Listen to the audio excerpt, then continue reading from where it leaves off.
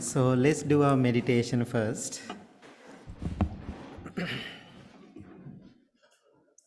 Please find a comfortable posture. Keep your back straight as much as you can. Gently close your eyes.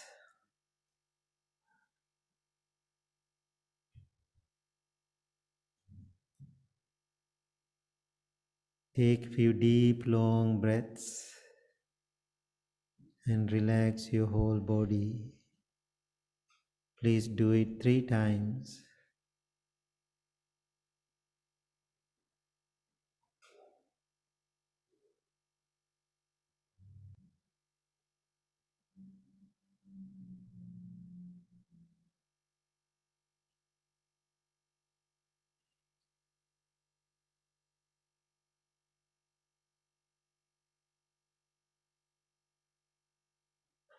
Experienced relaxation and peace.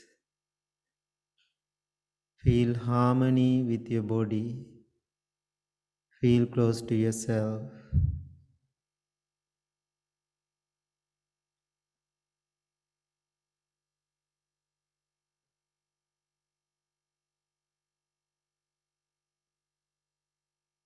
Now send your loving thoughts towards yourself, thinking, may I be well, may I be happy, may I be peaceful,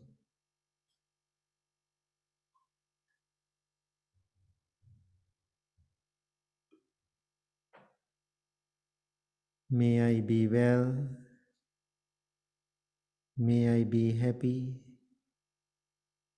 may I be peaceful.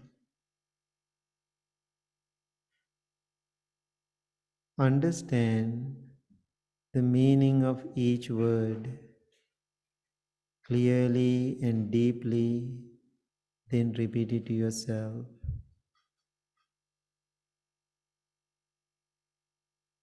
If you know how to love yourself, it is much easier for you to love others. In this moment, understand power of self-love, self-caring. When we use words for loving kindness meditation, we are making our intention. Remember that intention become an action. May I be well, may I be happy, may I be peaceful.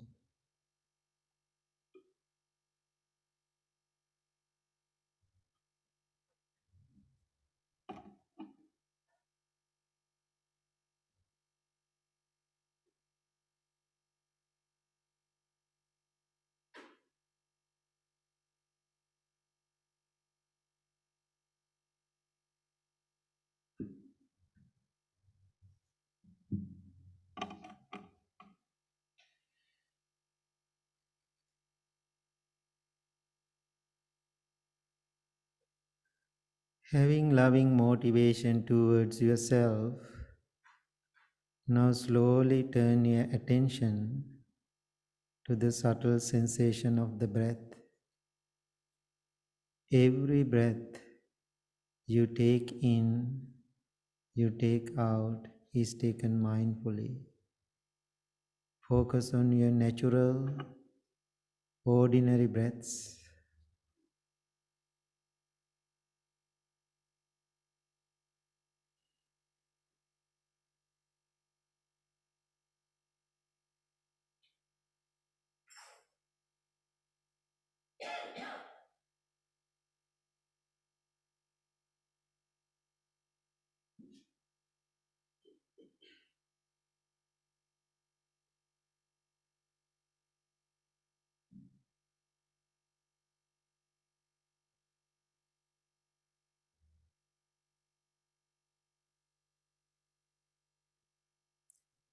If you are distracted by a thought or a feeling or a sensation, Bring your attention back to the breath for present moment.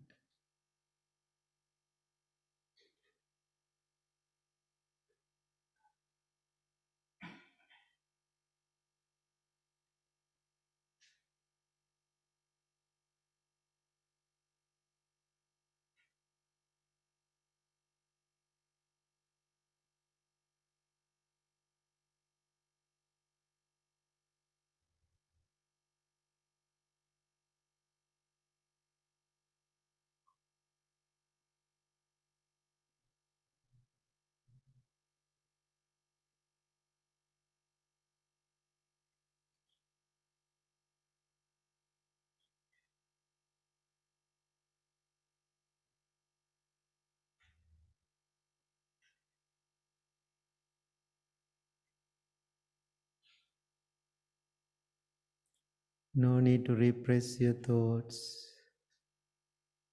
No need to control your thoughts. They are part of your life. Control does not work. Instead of controlling your thoughts and emotions, observe them. Let them to come. Let them to go. Be a silent observer, observing what is coming and what is going. No need to judge them, or you can judge them, but don't condemn.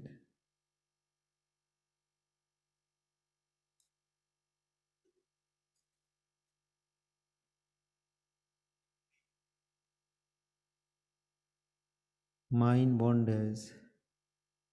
That is the nature of the mind.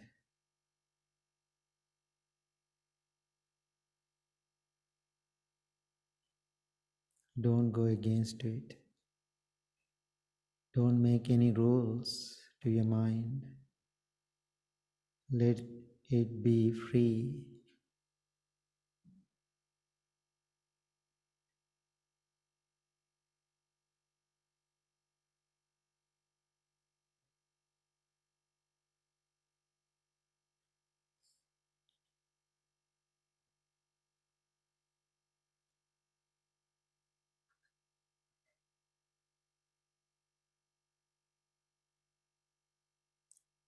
Now observe your mind,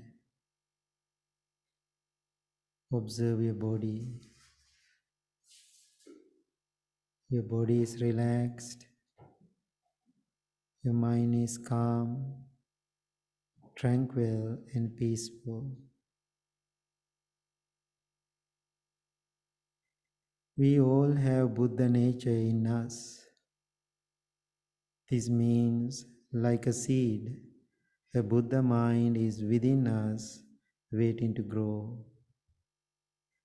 By cultivating the right condition from the little seed, we all have beautiful opportunity to grow in complete Buddhas.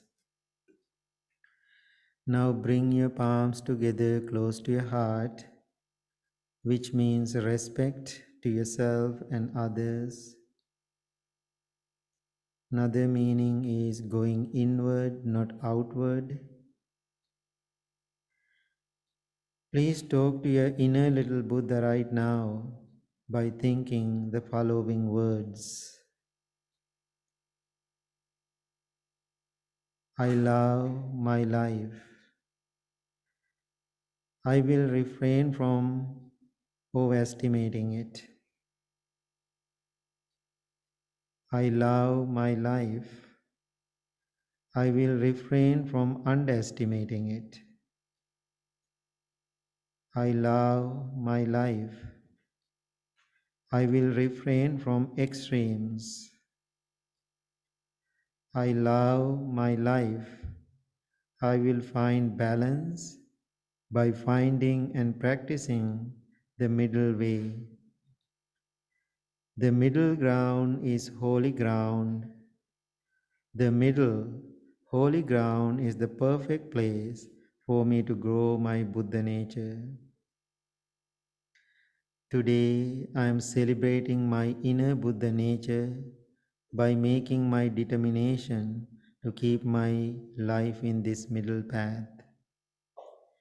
One day I will leave behind my practice here in this world for another 1,000 people to discover and cultivate the seed of Buddha nature within them.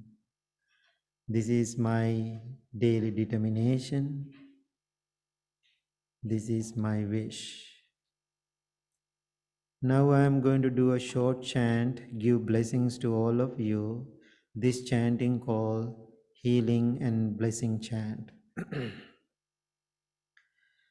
Bahun sahasmabhinim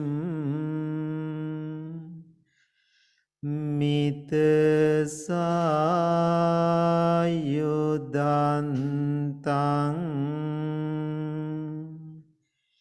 Girimekelang udita ghore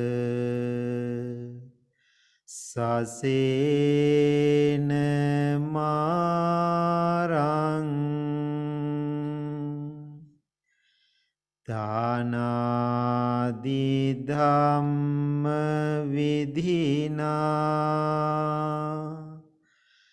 jitva munindo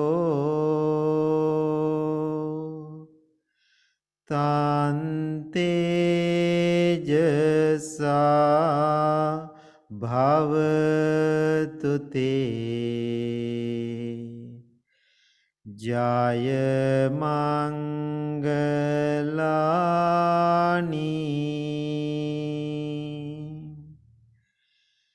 Nalagiring Gajavarang Atimanta Bhutang Davangi Changka Masaniva Sudarunantang Mitambuseka Vidhina Jitva Munindo Tante Jasa Bhavatu Te Jaya Mangalani.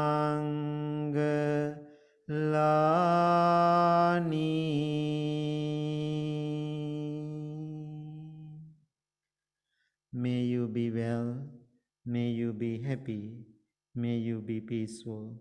Choose loving kindness. Thank you very much. Please open your eyes. Okay. Thank you, everybody. And thank you so much for your love and noble friendship. I'm always so grateful for that. And how many people first time listening to me? Okay, good. So that means so many people already know me. So as you know my story. I'm a UU Buddhist monk. So because I started my first meditation at the UU congregation in Woodstock, I was teaching 9 years in the congregation. 9 years later, they came to me and asked, we are going to sell the church. And so how about you purchase the building? And I said, I'm a monk. I don't have money to buy a church. And so then anyway, they are very supportive to me, all the local people. And then I announced one Saturday morning to my meditation group, they are going to sell the church. I don't know what I'm going to do. So then one lady came to me and said, Bhante, you are really interested to stay in this area? I said, I have a chance. Definitely I will continue my work. Then she said, let's do it. And so then she said, I'm going to donate 100,000. and so you can find the rest of the money. I said, I think so. And so I announced to people. So people were so generous and kind and loving. Within 3 weeks, most of the money I raised. And so we got the building. Now it's called the Blue Lotus Buddhist Temple. Right after I get the building, people were thinking this 120 years old building, I make it to the Buddhist temple, take everything down. And I was thinking last 9 years, I used to live with Jesus. Rest of my life, I can live with him, no problem. So then what happened? Now our temple, when you walk into the building, you see exactly it look like a church. And when you walk into the building, first thing you will see 14 feet tall Jesus, beautiful stained glass. Other side, 9 feet tall Buddha, and in front of them, Mother Mary. And so all three beautiful people standing side by side and practicing meditation, more than 386 meditation classes per year. So when I'm looking at the world, I can see people are fighting, people are killing each other, invade the countries and put in the bombs and all those things. When we go to the root of all those problems, I can see most of the time religions are involved for those fights and killing. It's very difficult for me to see. Sometimes people are killing each other, say name of the same God. So after I start my center, I was thinking I want to go opposite direction. So what I did, I kept the Jesus and the Buddha and all the spiritual leaders in the building. Now we can practice meditation with Jesus or the Buddha. So sometimes people come to the temple, still they are uncomfortable. They think it's a temple. When we say the temple, they feel another religion, but we are not teaching a religion there. I'm always reminding people, Blue Lotus is not the Buddhist factory. I'm not making Buddhists from the front door and back door, they are out as being Buddhist. And so that's not my intention. What I really want to do, I want you to practice your own religion if you have one. Same time, you can practice meditation, loving kindness, compassion, mindfulness, because those practices, we don't have any religious barriers. So therefore, if you are coming that direction, please visit our temple. Maybe you don't see me there because I am all over the world. So that is my life. And also this year, I'm celebrating 40 years of being a monk. Uh, so even I cannot believe I did this job 40 years. And so now when I'm thinking about my life, every night when I go to bed, I don't have any regrets. I don't have any worries. I don't have any bad feeling. I know right after I wake up in the morning until I go to bed, I'm always serving the world, helping people. Every day, I know sometimes it's very challenging. Every day I'm waking up for the schedule. So every day I go to bed with the schedule in my head for the next day. But when I go to bed, I'm very happy and peaceful. I'm always thinking every night, even last night when I go to bed, I'm always thinking I did an amazing job to help people in the world. Maybe this is my last breath tonight. If I wake up tomorrow morning, I will be very happy. If I don't wake up tomorrow morning, still I'm going to be very happy. So that's how I'm living my life now, day by day, and helping the world and helping myself.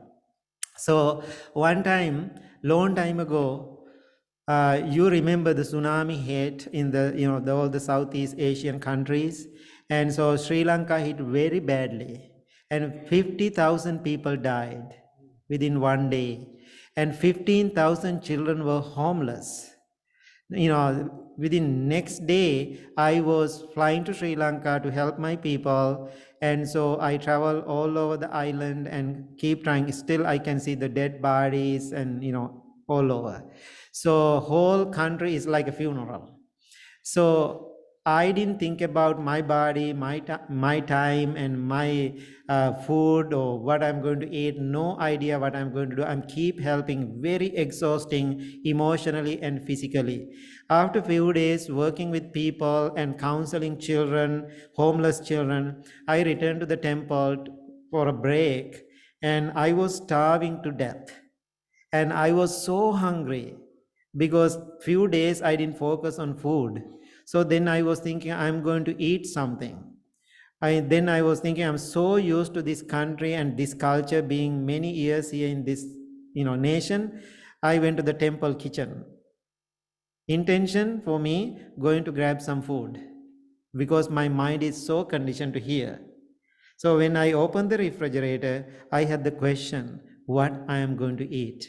Why? Nothing there. So good thing about my life, my mother is living 10 minutes away.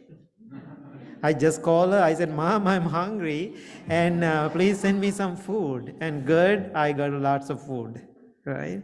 So then I enjoy my time there and helping people. Then I returned to the United States. My monks, my brothers, and they picked me from Ohio airport and took me home and said, okay, we have school, we go to the school, you enjoy, take a rest and eat some food. There's lots of food in the fridge.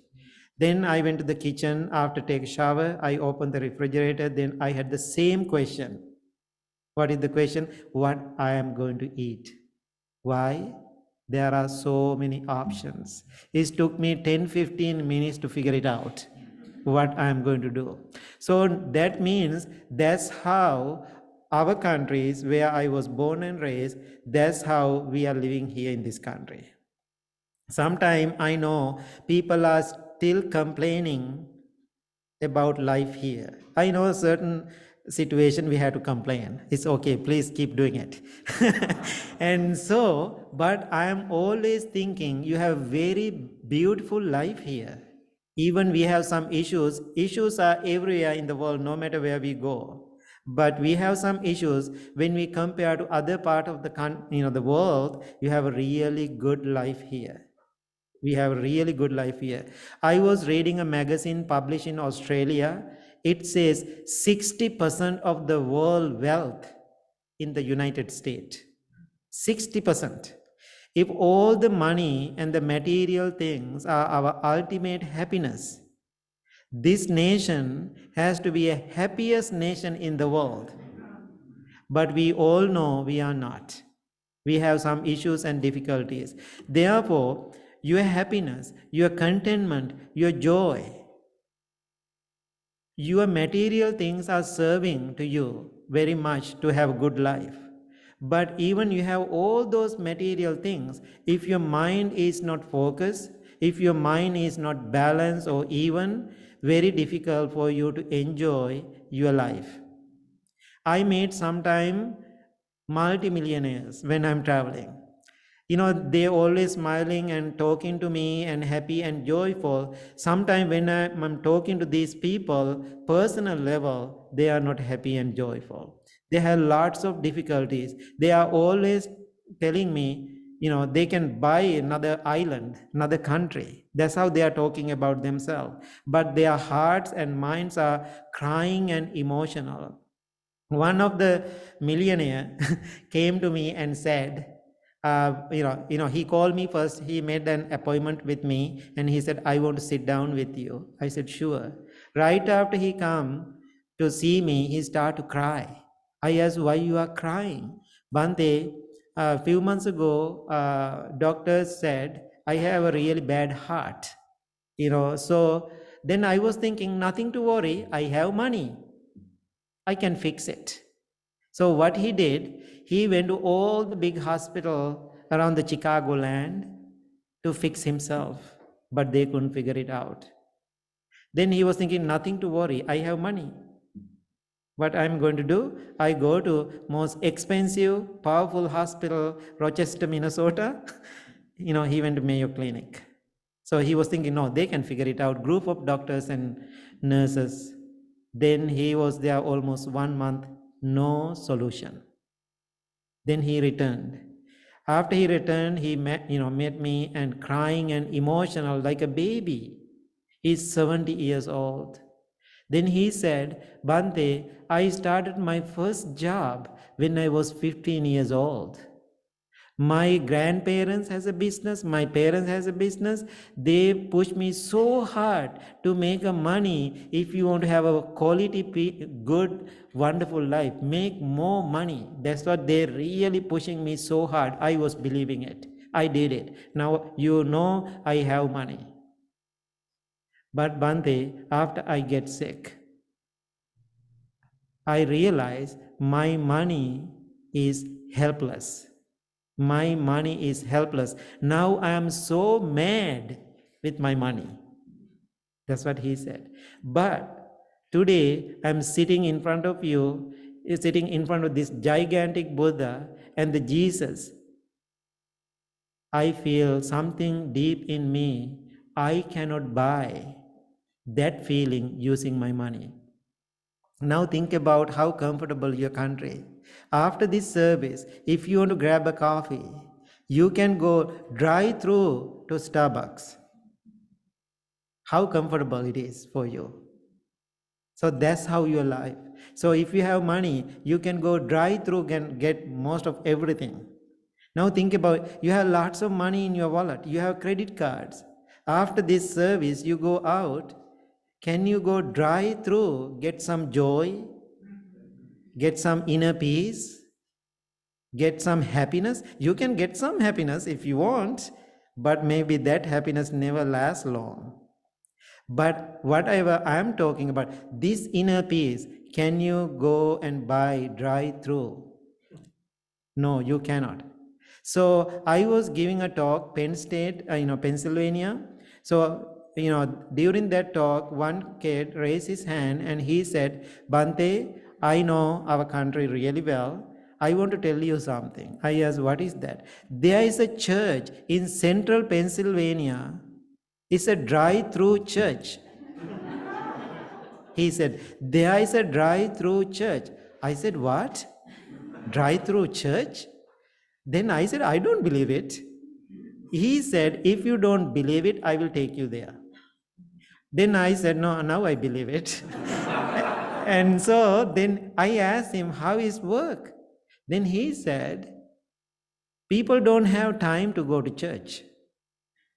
What they are doing, go to drive-through Starbucks, get their coffee, then go to the drive-through church, like exactly like a bank drive-through. Then they have 3 buttons, he said, 10, 15, 20, or donation or credit card or whatever. They do donation, then they can hear sermon according to their donation. That's what he said. Then people feel, I did it. I did my church Sunday morning. So that's how people are doing it. Then I said, thank you so much giving a perfect business idea. What I'm going to Woodstock again. Our temple is a perfect location to start drive-through.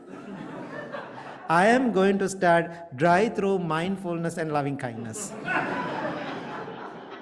I made the joke, but then I said, no, I cannot do that. My work is not drive-through. My work, what I'm doing with people, it is so painful. I'm not giving you Dharma candy. Dharma candy is very easy to feed. Then it's so joyful, fun, and entertaining. So I did it many years to make people happy and joyful.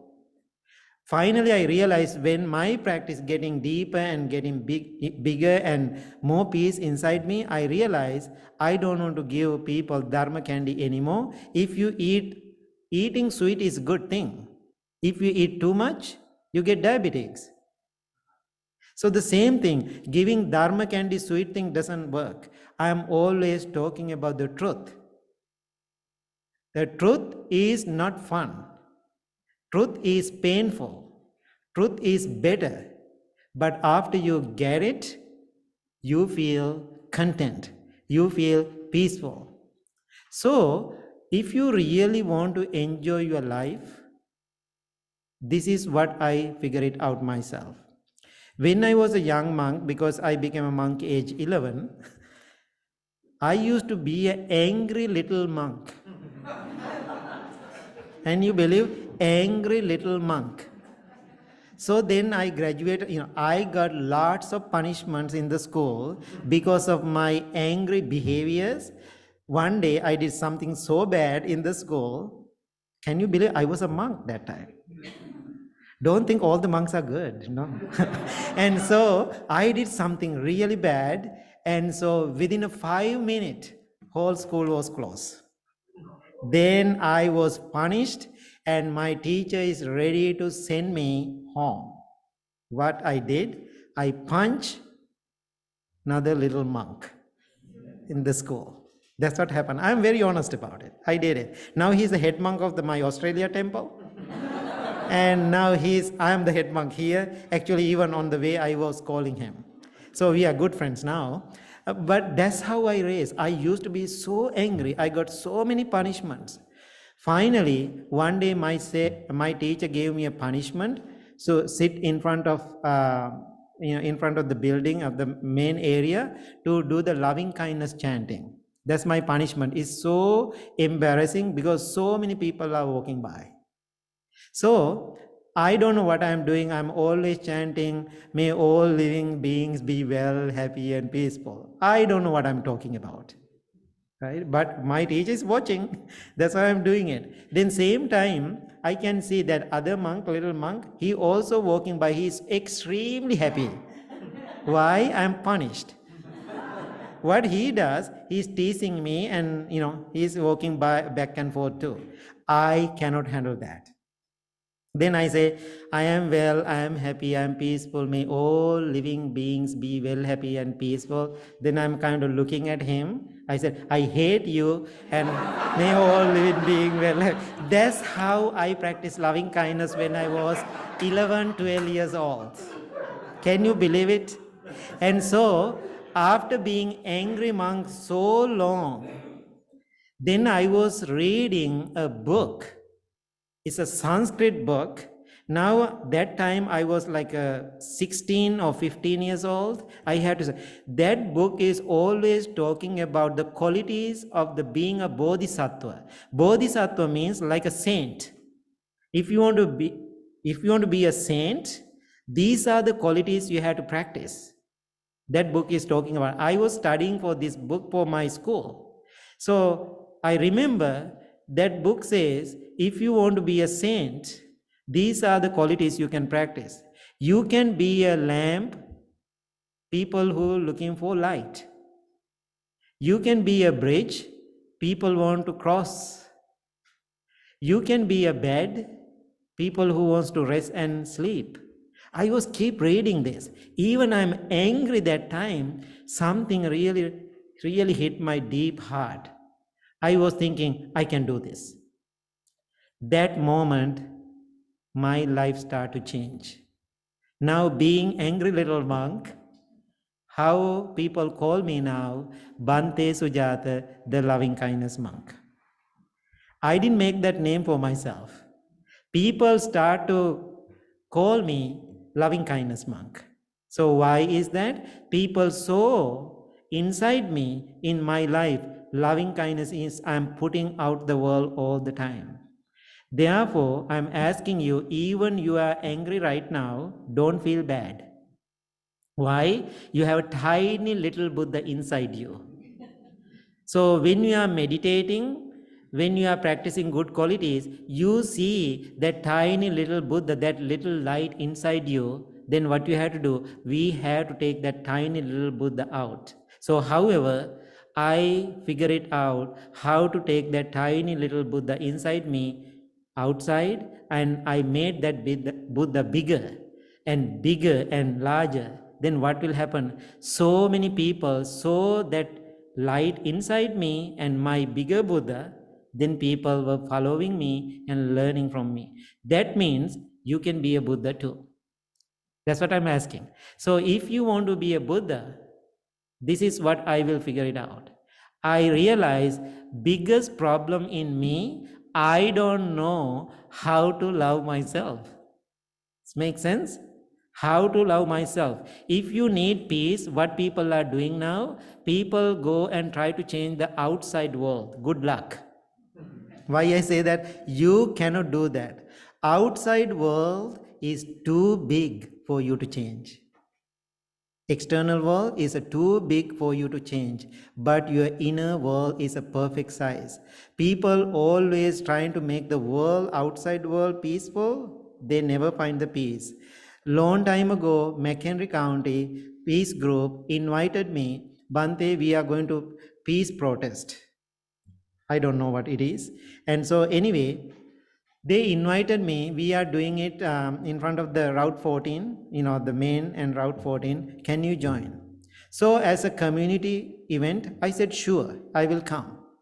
So then before I leave, the organizer said, Bhante, if you come sometime when I go to exercise, I wear the regular clothes. But make sure when you come to the peace protest, make sure to wear your robe. That's what they asked me. Then I got what they are looking for. I said no. As a citizen of this country, I will come and join as another person, but I don't want to represent my monk life there. Then they asked why. I don't want to give the wrong message to the world. So when I'm wearing the robe and sitting in front of the people, I'm always highlighting. Right? Because of the robe, I'm a bald-headed. And so they know. Then what they are doing, Chicago Tribune come and take a picture. Monks are protesting for peace. Wrong message. I don't like that. I said, that's not my message. I don't want to fight for peace. I said, I will come and join as a regular person, but not as a monk. So what I am asking you, if you really want to find peace, don't go and protest for peace. So go inward. Figure out what is exactly happening inside you. That's why I said, if you know how to love yourself, you can love whole world. I will tell you one story. When after I graduated from the school, I was teaching in the monastic school like 2 years before I'm moving out from the country. That time there are lots of little monks. So later, now I'm a big monk. Then I invited some, that time young monk, they are young adults now, for the Blue Lotus temple to help me. So one monk who came here to Illinois, when I'm at home, he never come out from his room. I was thinking something wrong. Then I don't know what is going on. I asked another monk, what's really going on with him? Then he was kind of quiet and he doesn't want to tell me the truth.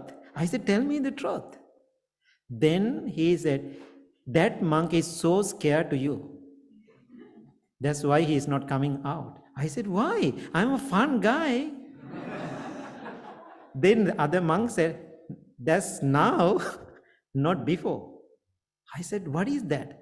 They remember 25 years ago, certain things how I did. When I was teaching in the school, I know monastic training is very tough anyway. No chance. Very tough. It's like a military training. So I was a tough teacher. How much they hate me that time? First time when they come to the school, first they check the shoe rack. They want to make sure I am here at the school or not. If he see my shoes, they hate it. Then they said, how much we hate you, even we hate your shoes. That's why he's hiding in the room 25 years later. Can you believe? Now it's totally opposite. Now I start to talk to him. I said, that person is gone. That person is dead. I born again in the United States. Then same time he was so grateful, I gave him a good education, but same time they have that wounded heart. So even you are smiling, I know you all have that wounded minds. But through that wounded mind, you know how to smile. It means if you are smiling, that tiny little Buddha is inside you. That's why you keep smiling. Please smiling, that Buddha will come out. So what is my message today for you? Forget about the world. If you really want to be a happiest person, content person in the world, be selfish. Sorry. Be selfish. I'm not talking about the regular everyday life being selfish. When you are turning into a spiritual person, my way of saying it to people, be selfish. That means put your oxygen mask first before you assist other person. That's what Buddha said 2600 years ago, but they are using that technique in their plane. But no credit to the Buddha. So anyway, but people don't know how to accept that. Very difficult. Always you are thinking about the other person. When you are thinking about other person always, what is happening? More disappointments, more expectations. When you are really taking care of yourself, no need to go and help the world. Just being you, you are helping the world. Does it make sense? So therefore, no matter what, please love yourself. Thank you so much.